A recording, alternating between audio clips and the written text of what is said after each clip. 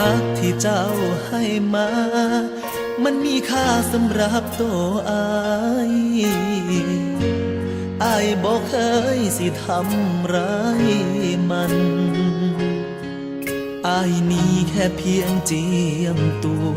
ก่อนทูลหัวสิมาผัวพันโปรดอย่ามาทิ่มความฝันที่อายเลยนะบอกเคยให้ใจกับใครทั้งหัวใจก็มีแต่เจ้าผู้แสบผู้สาวบอกเคยสิหัวสาแต่ต้องยอมรับความเป็นจริงเพื่อผู้หญิงที่อายเห็นค่าให้คนใหม่ที่เขาเข้ามาดูแลให้ดี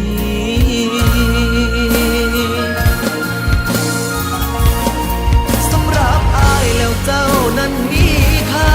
ที่ผ่านมาหาเจ้าจริงให้เกียรติน้องเป็นผู้หญิงที่อายนั้นมีอยากเอ่ยปากเรียกเธอว่าแฟ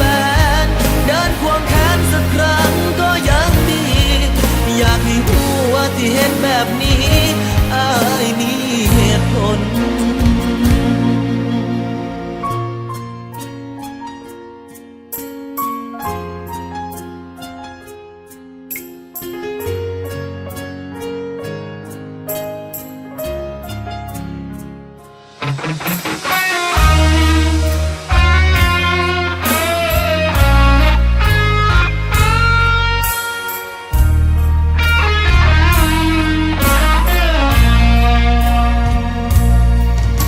บอกเคยให้ใจ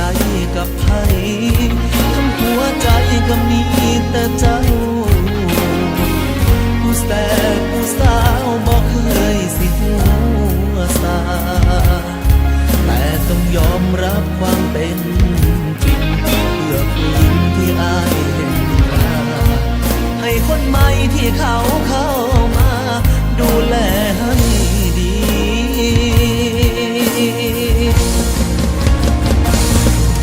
สำหรับอายแล้วเจ้านั้นมีค่าที่ผ่านมาหาเจ้าจริงให้เกียรติน้องเป็นผู้หญิงที่อายนั้นมี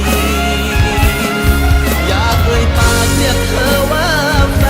นเดินควงแขนสักครั้งก็ยังดีอยากให้รู้ว่าที่เห็นแบบนี้อายมีเหตุผลแค่อยากบอกให้น้องเข้าใจอายบอกเคยพบใครหลายคนมีแต่เจ้าผู้เดียวหน้ามนต์เสื้อใจอายเดินอายหักเจ้าบ่ได้อีหลีทั้งที่ใจนั้นมีแต่เธอยังหวังดีกับน้องเสมอบอกเคยเปลี่ยนใจยังหวังดีกับน้องเสมอ